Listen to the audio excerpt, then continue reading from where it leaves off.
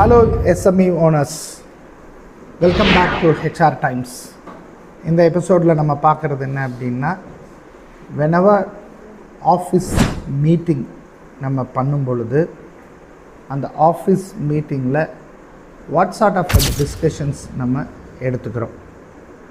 Sometimes எஸ்எம்இயில் ஒரு defined அஜெண்டாவோட மீட்டிங்கை நடத்துகிற மாதிரி இருந்தால் அது வெல் ஸ்ட்ரக்சர்டாக அந்த மீட்டிங் போய் முடியும். Sometimes what happens, without agenda, when you call for a meeting, அந்த மீட்டிங்கோட பர்பஸ் சால்வ் ஆகாமல் நம்ம பாட்டுக்கு என்ன வேணாலும் பேசிக்கிட்டு போயிட்டுருப்போம். இதனால் கூட there could be a lot of communication challenges with the people attending the meeting. அப்போ மீட்டிங்கோட பர்பஸ் என்ன அப்படின்றத கிளாரிட்டி கொடுக்கும் பொழுது தான் கம்யூனிகேஷன் இந்த மீட்டிங்கும் நீங்கள் நினைக்கக்கூடிய ரிக்வயர்ட் இன்ஃபர்மேஷன்ஸையும் அவங்க எடுத்துகிட்டு வந்து ஷேர் பண்ணுவாங்க. அப்போ தான் மீட்டிங் ப்ரொடக்டிவிட்டியாக நடந்து முடியும். ஸோ அது மாதிரி மீட்டிங்ஸ் எப்படி நடத்தணுன்றதுக்கே நம்ம மேனேஜர்ஸுக்கும் அங்கே இருக்க எக்ஸிக்யூட்டிவ்ஸுக்கும் there are lot of training தேவைப்படுது.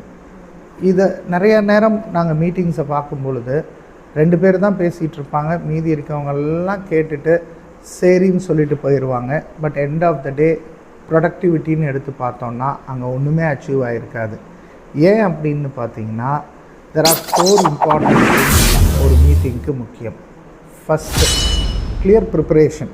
இந்த மீட்டிங்கோட பர்பஸ் என்னன்னு நீங்கள் சொல்லியிருந்தீங்கன்னா அவங்க ப்ரிப்பரேஷனோட வருவாங்க. ஸோ அதுதான் ஃபஸ்ட். 2வது, ஹவு ஃபார் நம்ம விஷயத்தில் டாக்குமெண்டேஷன்ஸ் நடக்குது, அந்த டாக்குமெண்டேஷன்ஸை எவ்வளோ சீரியஸாக நம்ம அதை ரிவ்யூ பண்ணுறோன்ருக்கு. சம்டைம்ஸ் சீரியஸாக நம்ம ரிவ்யூ பண்ணாதனால கூட மீட்டிங்கோட அவுட்கமில் அது மைனஸ் ஆகிறதுக்கு வாய்ப்பு இருக்குது. இல்லைனா மீட்டிங்கோட பர்பஸ் டீவியேட் ஆகி ரொம்ப நேரம் பேசுகிற மாதிரி இருக்கும். 3வது, how far the people are confidence to talk in the meeting. இது ஸ்டைல் ஆஃப் லீடர்ஷிப்பில் இருக்குதுன்னு வச்சுக்கோங்களேன்.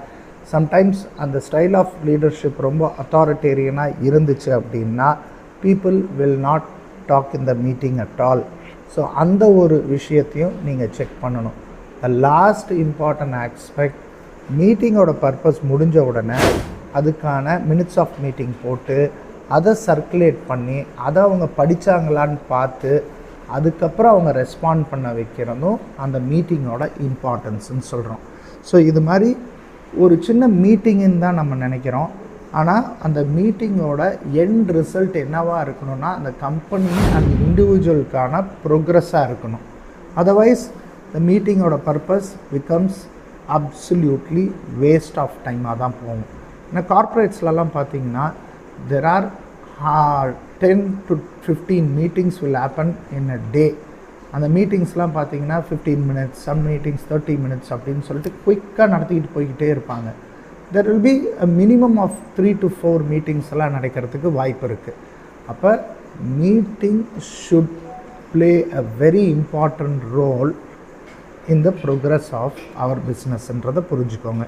ஸோ இந்த மாதிரி மீட்டிங்ஸ் எங்களுக்கு பண்ண தெரியல அப்படின்னீங்கன்னா டெஃபினட்டாக இதுக்கான ஸ்ட்ரக்சர்ட் ட்ரைனிங்கும் இருக்குது. அதையும் அட்டன் பண்ணி நீங்கள் பெனிஃபிட் ஆகிக்கலாம்.